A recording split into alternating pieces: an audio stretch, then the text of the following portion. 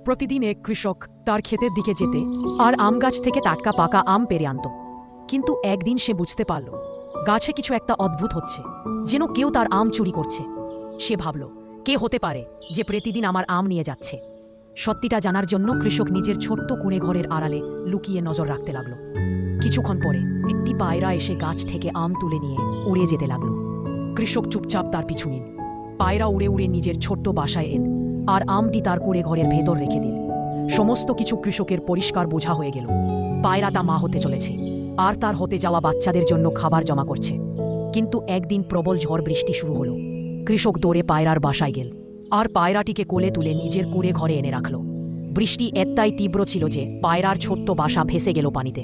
কয়েকদিন পরে পায়রা ডিম পাড়ল আর সেই ডিম থেকে ফুটে বেরিয়ে এলো ছোট্ট ছোট্ট ছানারা। এটা দেখে কৃষকের চোখে জল এসে গেল, খুশিতে ভালোবাসায়।